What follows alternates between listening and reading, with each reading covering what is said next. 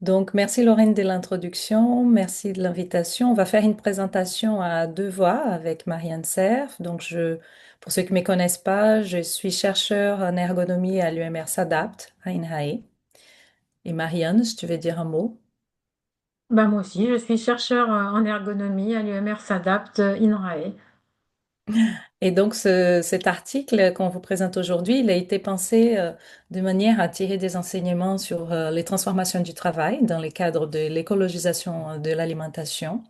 Et vous pouvez voir la diversité des auteurs qui sont présents là. Ces collectifs, il est composé des doctorants et de leurs encadrants pour la majorité, et de Leila Boudra et moi-même comme facilitatrice de la dynamique réflexive autour de deux projets.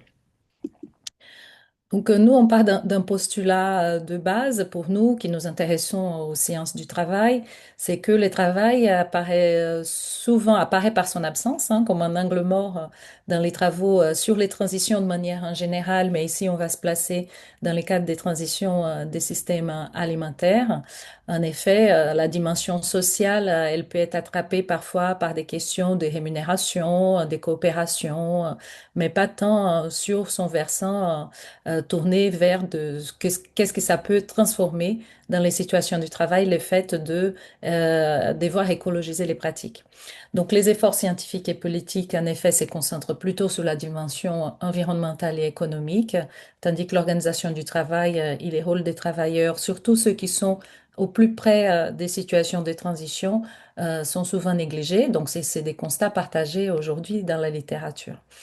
Euh, et on peut voir que pourtant, le travail a bien des externalités négatives, si on peut dire, de la transition, que ça serait une surcharge qui peut apparaître, des tensions collectives, des savoir-faire qui sont invisibilisés au détriment d'autres, des questions aussi de nouveaux apprentissages, nouvelles compétences, nouvelles organisations du travail. Et donc, ces externalités, on considère qu'elles doivent aussi être prises en compte quand on est en train d'analyser la durabilité de ces systèmes. On voit un parallèle, si on fait le parallèle avec les travails agricoles, le travail agricole a été bien étudié dès les années 70, les travails en agroécologie aussi de plus en plus, avec un essor à partir des années 2000, mais on n'a pas encore d'équivalent dans les domaines plus vastes des systèmes alimentaires, même si on a beaucoup de travaux qui vont parler plutôt des questions de gouvernance, des questions de coordination, etc. Dans ce sens aussi, il y a une revue de littérature qui est assez récente qui pointe que cette dimension sociale de tout ce qui est durabilité agroécologique, qui a été très présente dans la loi de 2014, elle a été progressivement disparue du discours des politiques publiques, ce qui vient confirmer aussi ce qu'on trouve dans la littérature spécialisée sur le travail. Et c'est là au profit de la performance économique. On a fait le choix du concept d'écologisation au lieu d'alimentation durable, par exemple, dans ces papiers, puisqu'on les considère comme un processus à trois niveaux qui nous intéressent. Quand on va allier notre approche en ergonomie en majorité à celle de l'analyse de l'écologisation de politiques publiques, par exemple, ici, dans la définition de Mormon, on la considère comme un processus par lequel les considérations environnementales sont progressivement intégrées dans différentes sphères sociales, telles que les politiques publiques, les stratégies organisationnelles, les pratiques professionnelles, voire dans les comportements des individus. Donc pour nous, c'était une entrée intéressante pour pouvoir analyser ce qui se passe au travers de la déclinaison d'une politique publique particulière, qui est celle de la loi d'avenir pour l'agriculture, l'alimentation et la forêt, qui a conduit à l'initiative des projets alimentaires territoriaux. Donc ces projets, vous connaissez, j'imagine, la majorité d'entre vous, est devenu un levier important de la transition agroalimentaire. Et donc, ces politiques publiques font du territoire l'une des échelles d'action privilégiées pour répondre aux défis des transitions démographiques, sociales, écologiques. On a ensuite une loi qui vient mettre en avant, la loi Egalim, qui vient donner une place importante à la restauration collective, donc un des acteurs qui vont intéresser les projets alimentaires territoriaux. Et donc, la restauration collective va incarner un levier structurant dans les PAT, reliant la production à la consommation. Euh, On a également la loi AGEC, la loi anti-gaspillage pour l'économie circulaire, qui va renforcer les dispositifs qui sont déjà un peu présents dans la loi Egalim, qui c'est celui concernant la suppression des contenants plastiques dans la restauration scolaire, qui c'était jusqu'à 2025. Il fallait que ça disparaisse jusqu'à l'année dernière. Et la loi AGEC vient renforcer ces prescriptions avec un délai d'ici jusqu'à 2040 pour que toute la restauration collective renforce cette suppression du plastique. Et enfin, la loi climat et résilience met en avant l'importance des menus végétariens en restauration collective.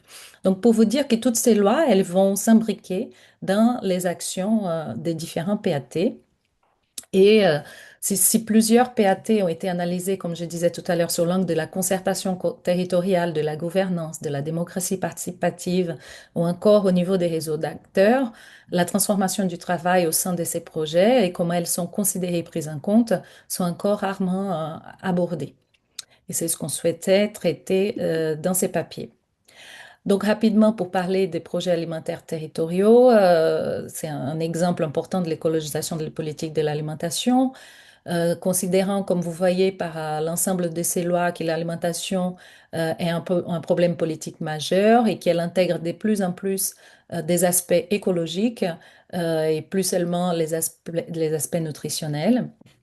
Les PAT vont s'inscrire dans ces mouvements de territorialisation de l'action publique et ils font l'objet d'un processus de labellisation obligatoire pour pouvoir accéder aux fonds publics destinés à ces projets. Donc, il y a vraiment des labels et différents niveaux de soutien à ces projets. Ils doivent être élaborés de manière concertée avec un ensemble d'acteurs d'un territoire sans que ça soit défini les différents contours de ces modalités. Donc, certaines recherches présentent aussi un constat sur la diversité des formes de gouvernance au sein des PAT. Il y a deux défis identifiés dans la littérature comme étant majeurs. Déjà, c'est une démarche volontaire, donc sa mise en œuvre dépend fortement des dynamiques locales et des moyens financiers et humains mobilisés.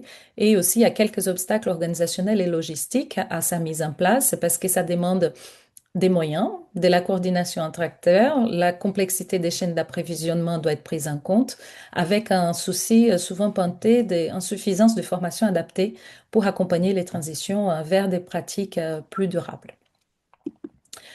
Ceci étant dit, on s'était dit que la notion plus spécifique d'écologisation de pratiques à ces stades-là, elle serait intéressante pour nous parce que on pourrait l'opérationnaliser avec les méthodes d'analyse du travail qu'on a en ergonomie. Cette idée d'écologisation des pratiques concerne spécifiquement des transformations qui vont être opérées dans les routines professionnelles, dans les modes de production et des comportements au quotidien afin de répondre aux enjeux de la durabilité. Donc, quelque chose de proche, quand on parle d'ergonomie, on s'intéresse au travail, aux manières de faire et d'agir en situation de travail face à un contexte donné, avec les moyens donnés, avec des contraintes et des ressources.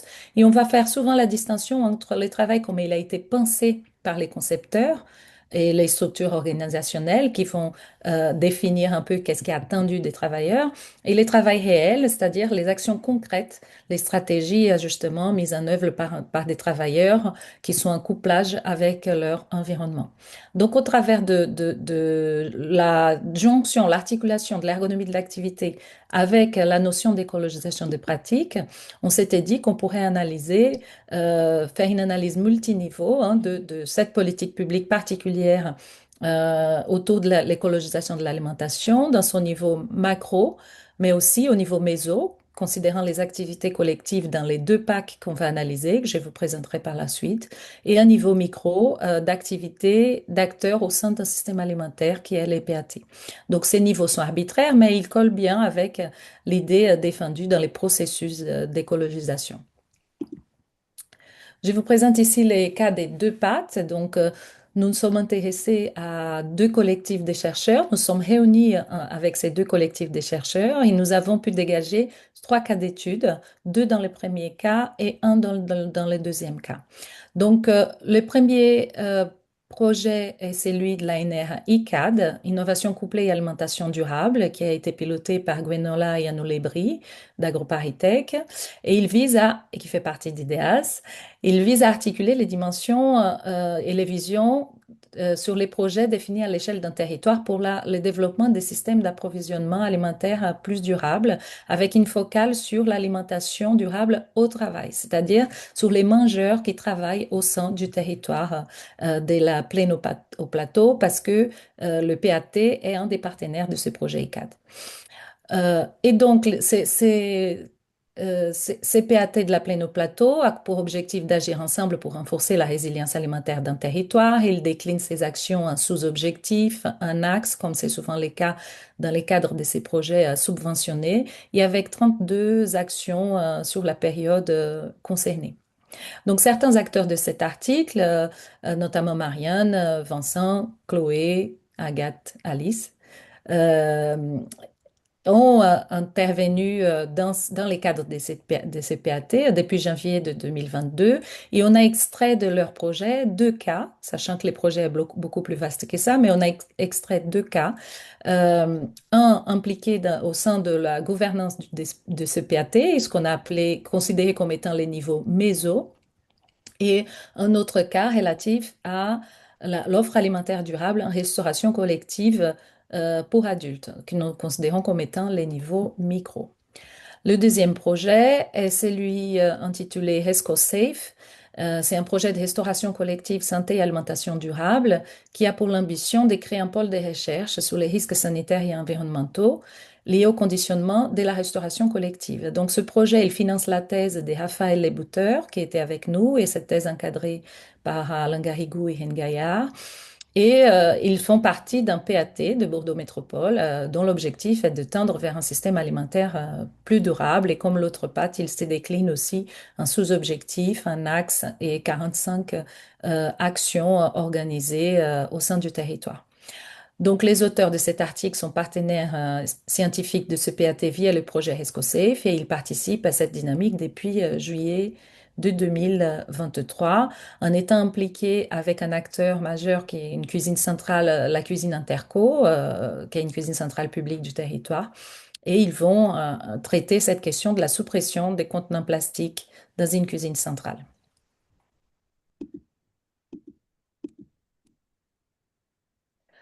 Ici, je vais vous présenter en gros quels étaient les objectifs des chercheurs quand ils étaient en train d'intervenir. Et après, je vais reboucler avec des questions de recherche propres à nous en tant que collectif réfléchissant à la prise en compte du travail dans ces interventions. Donc, pour les deux premiers cas, qui était celui du PAT de la plaine au plateau, donc on a extrait deux cas, deux sous-cas de cette étude.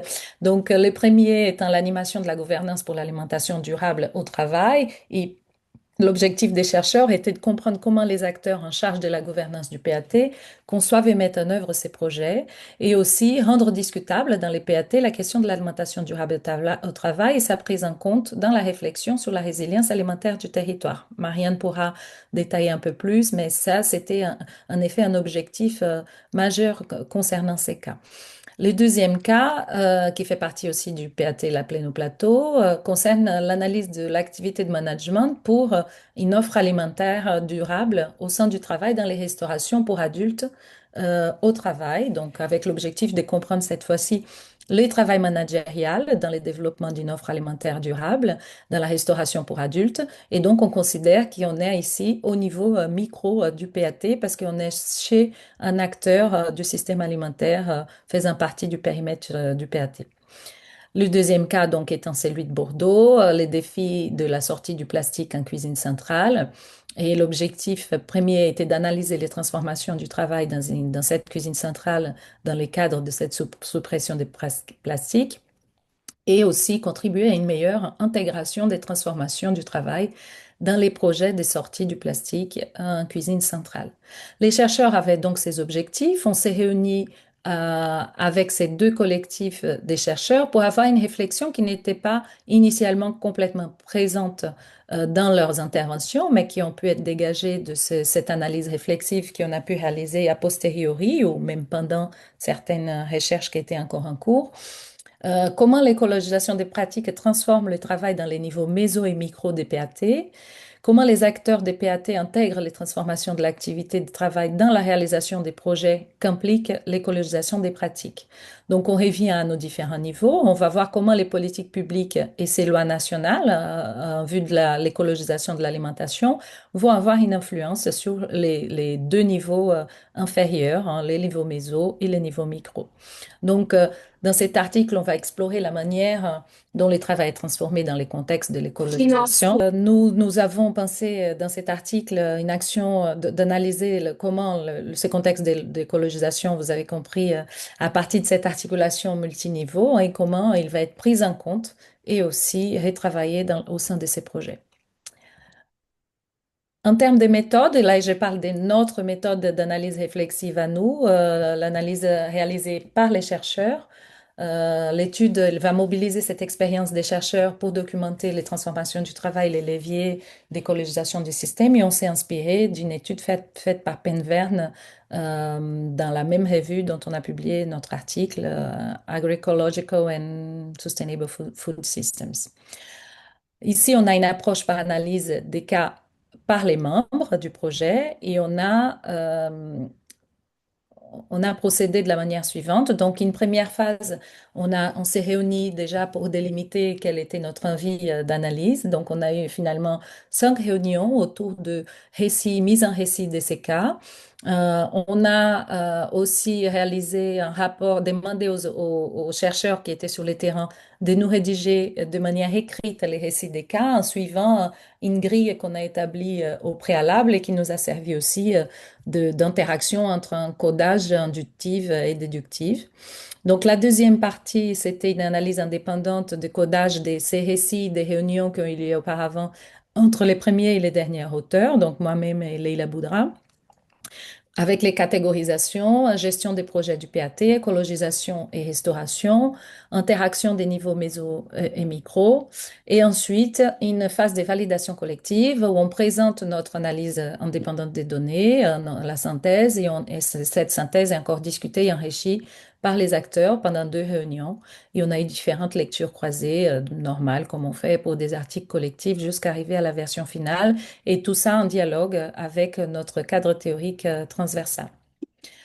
Donc, avant de passer la parole à Marianne qui va nous présenter les exemples de cas du PAT de la plaine au plateau, on a dégagé de manière un spoil deux principaux objectifs, hein. C'est qu'on confirme nos hypothèses dans le sens où cette écologisation, elle va engendrer des transformations significatives du travail au niveau méso, à la fois dans la gouvernance des PAT, qui a été prise en compte par les acteurs pour pouvoir anticiper certaines transformations, et aussi au niveau micro, à travers des acteurs du système alimentaire qu'on a pu analyser. Et on considère qu'en incorporant ces transformations, les pâtes peuvent non seulement renforcer leur impact, mais aussi gagner en vision systémique, parce que c'était ça l'enjeu, hein, d'intégrer davantage l'activité des acteurs locaux dans cette articulation interniveau pour la prise en compte des transformations. Donc, Marianne, je te passe la parole et tu peux me dire quand est-ce que je passe les diapos. Merci, c'est gentil.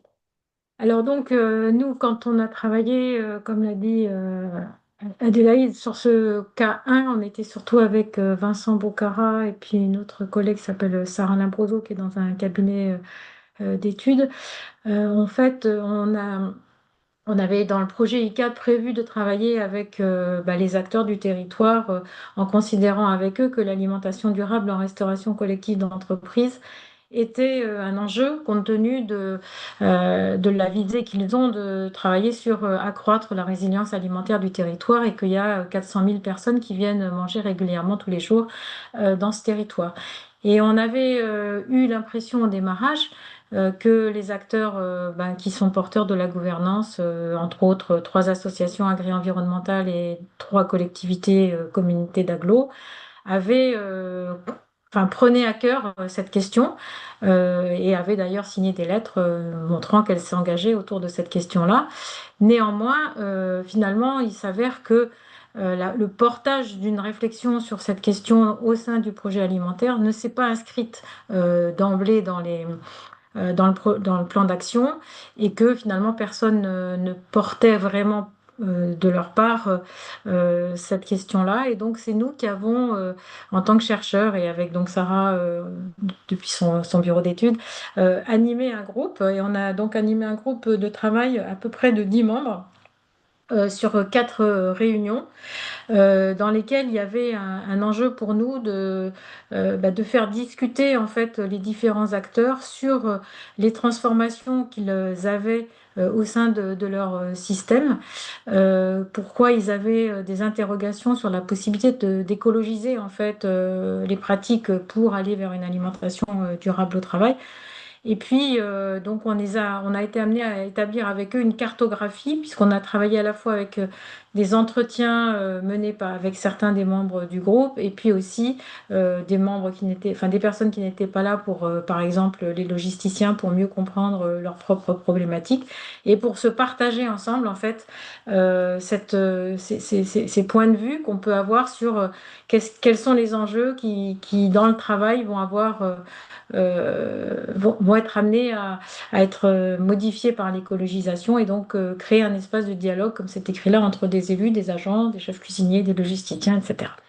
Mais tu peux avancer, s'il te plaît, merci. Et donc, progressivement, au cours de ces 4 réunions, ont émergé en fait un certain nombre d'enjeux pour nous. Enfin, pour nous, globalement, avec les acteurs.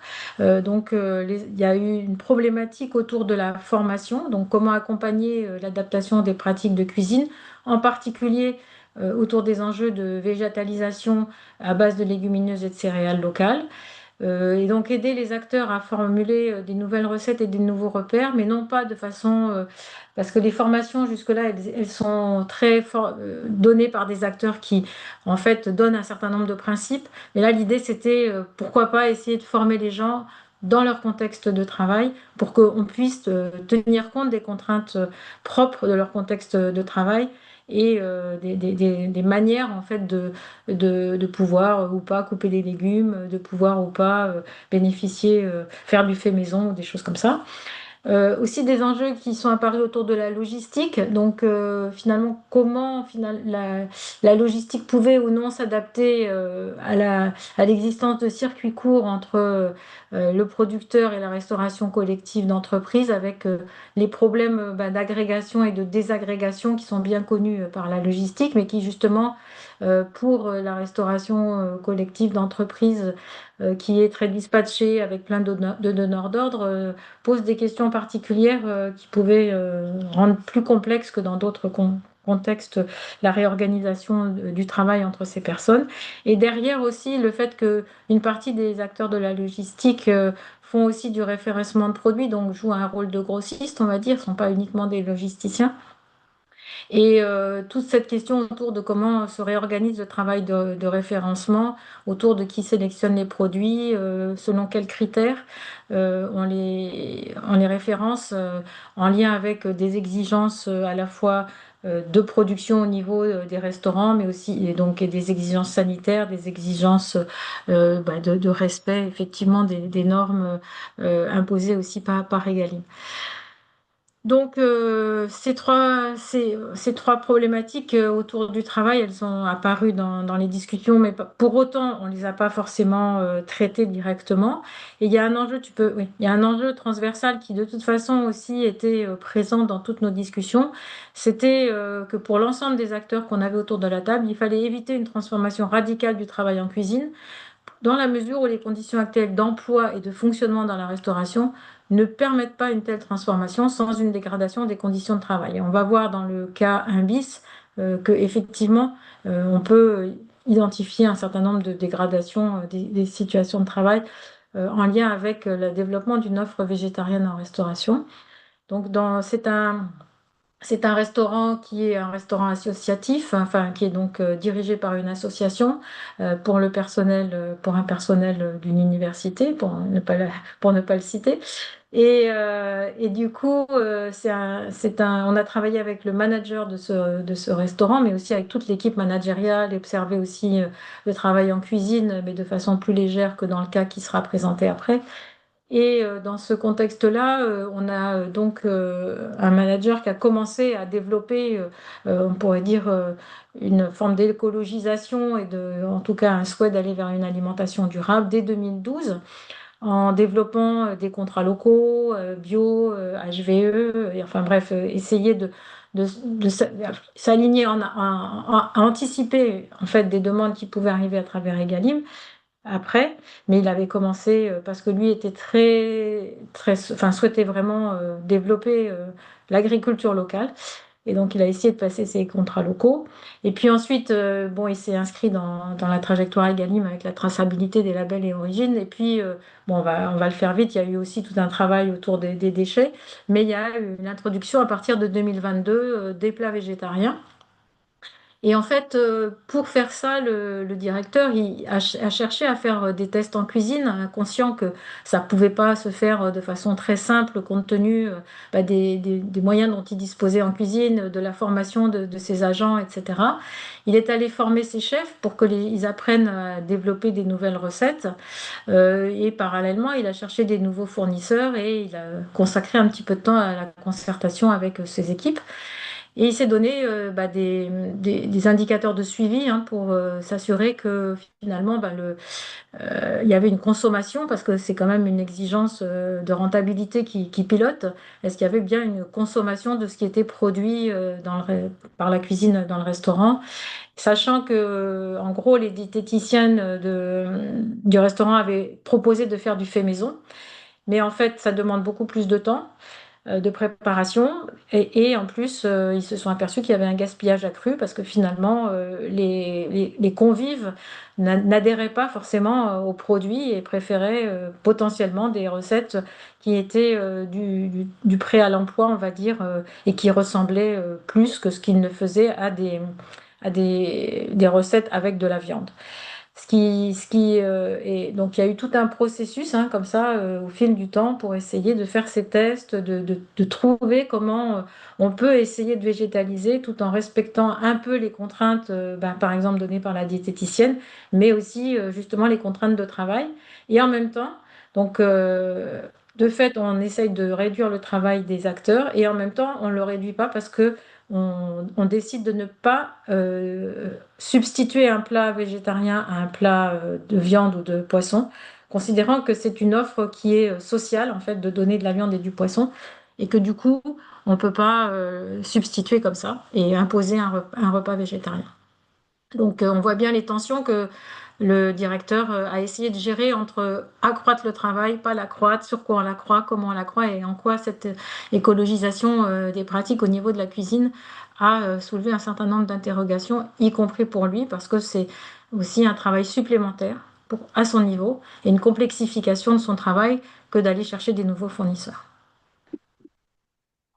Et on arrive au deuxième cas, on change un peu de décor parce que dans les deux premiers cas, on est vraiment autour des questionnements pour l'alimentation en tant que telle. Et ici, on passe à des questionnements pour l'écologisation, mais plutôt au niveau de moins d'impact environnemental avec la suppression des plastiques. Mais ça va poser aussi des nouvelles questions à la fois au niveau du travail et aussi au niveau environnemental parce que c'est pas dit que les changements choisis par cette cuisine collective soient vraiment en accord avec ce qui est attendu en termes de gains environnemental et du travail. Donc, ce qui se passe dans cette cuisine, c'est déjà, on est dans l'autre projet identifié dans la métropole de Bordeaux et les enjeux de santé au travail et de prévention des risques professionnels ont émergé en lien avec des chercheurs déjà du projet RescoSafe qui était en contact avec cet organisme de restauration collective.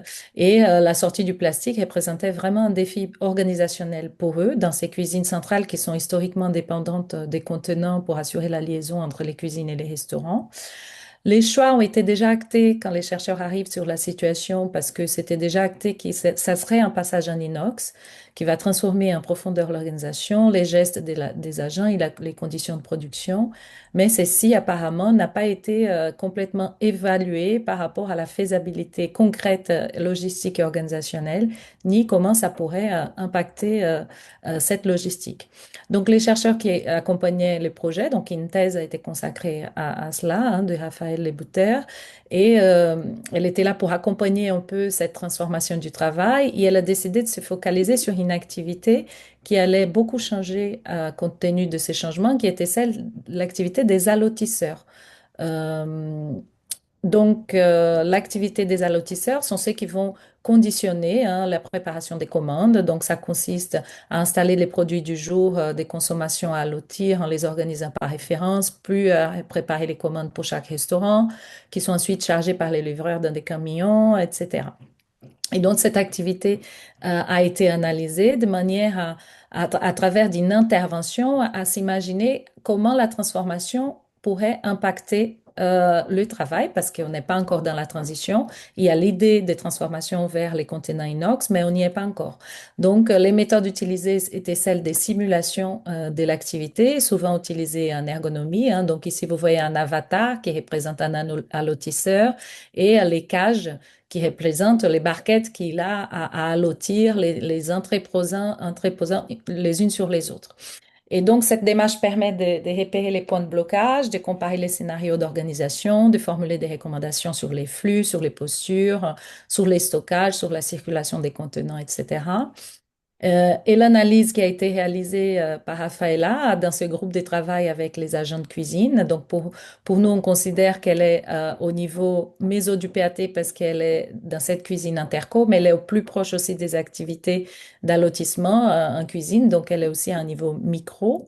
Et donc, ce qu'elle va remarquer, c'est que déjà, avec la transformation au passage en contenant en inox, il y a plus de 30% de poids qui vont être manutentionnés par les allotisseurs. Hein. Les caisses en inox sont beaucoup plus lourdes à manipuler. Elles vont alourdir les trajets qui rendent les opérations de chargement des chargements plus pénibles. Et en plus, elles vont empêcher une visibilité immédiate des plats que les agents avaient par ailleurs parce que l'opacité du contenant va obliger cela, va empêcher cela, il va obliger à diverses qui est nécessaire hein, pour réaliser certaines vérifications. Ils ont besoin de regarder les contenants et là, cette tâche, elle serait empiétée par les types d'inox. Il y a des nouvelles tâches qui vont apparaître parce que les passages en inox va créer la question du réemploi hein, des contenants.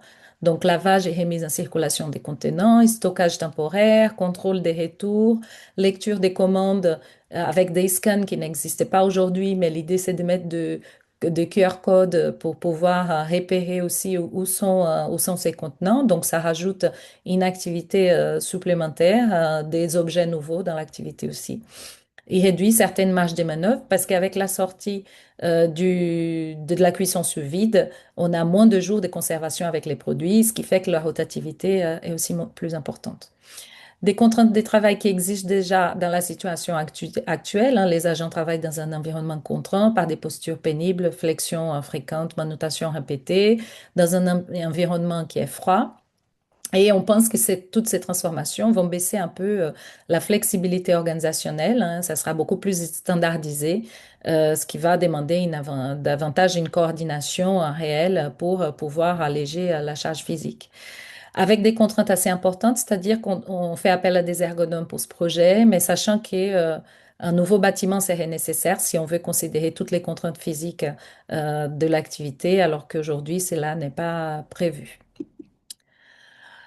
Donc, en synthèse, si on considère comment la prise en compte du travail et de ces transformations dans les cadres des systèmes alimentaires en question ont été considérées, on voit que les études des cas révèlent des dynamiques variées concernant cette intégration hein, de ces dimensions du travail. On voit dans les deux PAT dans les deux cas du PAT de la plaine au plateau que cette prise en compte, elle est faite par l'intermédiation des chercheurs dans les projets qui sont spécialistes aussi du travail et donc qui ramènent cette problématique au sein de la gouvernance du PAT à travers la mise en place de ces groupes de travail autour de l'alimentation durable et comment penser cette intégration de toutes les préoccupations, information, logistique, etc., malgré un manque de prise en compte initiale des acteurs du PAT qui sont dans la gouvernance centrale. Et donc, c'est ramené par les chercheurs. Et aussi, la circulation entre les micros et les macros est permise par les mêmes chercheurs qui font partie du même collectif. On voit dans l'offre végétarienne que les niveaux micros, toutes les transformations du travail ont été prises en compte par cet acteur particulier qui a été ce directeur des restaurants, qui a anticipé des transformations à la fois écologiques, mais aussi en investissant dans les formations et des tests. Donc, il avait cette préoccupation des conditions de travail au sein du restaurant. euh, avec des compromis qui sont à ne pas répondre à 100% de ce qu'il souhaitait par rapport à une offre végétarienne et maison, mais plutôt un compromis à 50%. Mais on voit qu'encore une fois, les discussions entre ces niveaux micro et les gouvernances du PAT, elle est possible au travers du projet ICAD, mais pas forcément parce que les PAT en tant que tels l'avaient pensé initialement. Dans les cas 2, on va pour la suppression du plastique avec cette cuisine. On vient de voir les cas. Les décisions de supprimer le plastique a été prise en compte par des acteurs du niveau du PAT sans une anticipation suffisante des impacts sur le travail réel.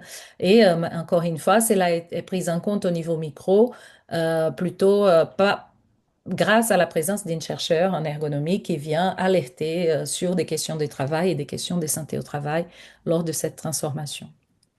Mais dans ces cas particuliers, les acteurs sont allés chercher une spécialité en ergonomie pour traiter la question en imaginant que ça pourrait poser problème. Donc, pour discuter nos cas, ce qu'on voit, c'est que le travail est pris en compte de manière inégale et que la visée systémique à multiniveau, elle reste un peu insuffisante pour anticiper et gérer les transformations face au travail d'écologisation en dehors de la présence des chercheurs. Quatre thématiques majeures ont été identifiées, la formation des cuisiniers, la logistique et l'approvisionnement, la réorganisation de la production et les enjeux de santé au travail, ce qui corrobore déjà certaines données autour des thématiques majeures identifiées autour des pâtes. Bien que des études existent sur la pénibilité au travail dans les collectivités territoriales et dans les secteurs agroalimentaires, cette intégration dans les PAT reste encore limitée. Ce qu'on peut dire aussi, c'est que les PAT vont collaborer à opérationnaliser cette écologisation de manière institutionnalisée, dans le sens où ils mettent en œuvre des actions qui portent sur l'écologisation de l'alimentation. Mais on peut se poser la question si cette écologisation des pratiques, elle est vraiment concrète dans la mise en œuvre du travail. La question des bacs inox, par exemple, on ne sait pas si c'est plus écologique ou pas. Et en plus, ça n'aide pas la soutenabilité du travail. Donc, on voit que la transition des systèmes alimentaires, elle se joue vraiment dans des arènes territoriales, comme selon plusieurs recherches. D'ailleurs, c'est une des missions de cette politique publique, ça se joue au plus proche du territoire. Mais on pense qu'il y a encore des choses à se développer dans le sens de sortir du niveau micro et adopter une focale aussi méso au niveau de la gouvernance pour comprendre et accompagner les changements systémiques concernant le travail et sa transformation. Si on peut pointer une limite avant de parler de la conclusion, c'est que bien sûr qu'au sein de ces projets et de ces territoires, il y a des rapports de pouvoir et d'agentivité qui n'ont pas été analysés dans notre article et on souhaitait les pointer comme une des limites et un point peut-être à approfondir. Donc, en conclusion, si on se dit qu'on veut aller vers une gouvernance des PAT qui intègre les travaux et ces transformations, d'une part, ce serait important déjà de reconnaître, d'être à l'écoute des transformations du travail qui peuvent être engendrées par ces projets même d'alimentation territoriaux. Enrichir les PAT de manière systémique, c'est-à-dire de penser intégrer ces transformations entre les niveaux, qu'est-ce qui se passe dans l'interniveau et qui sera les communicants en dehors de la présence des chercheurs, qui fera ces liens en évitant les travaux en silo. Intégrer peut-être des acteurs spécialisés, puisque la compétence aujourd'hui n'est pas présente en tant que telle au sein de PAT, ça n'a pas été prévu pour. Pourquoi ne pas renforcer un dialogue entre ces niveaux au travers des plans d'action qui existent vraiment déjà quand on demande la labellisation de PAT, pouvant intégrer des spécialités comme des préventeurs qui existent dans les collectivités, par exemple, est-ce qu'ils ne pourraient pas être détachés pour venir aider ces types d'actions? Sachant que, bien sûr, on reconnaît aussi les limites en termes de moyens au sein de ces PAT. Pour finir, on remercie tous les acteurs, tous les auteurs qui ont participé à ce travail collectif et surtout les trois thèses qui ont pu contribuer aux réflexions. Il y a une thèse en ergonomie par Raphaël Lebouteur qui va être soutenue, une thèse en gestion par Alice Lyonnais qui a été soutenue au mois de mai et une thèse en politique publique qui relie aussi les enjeux liés au cadre théorique de l'ergonomie qui va être soutenu par Agathe Rioux lundi prochain. Donc, vous êtes tous invités à 10 heures et je laisse les informations ici. Et merci beaucoup.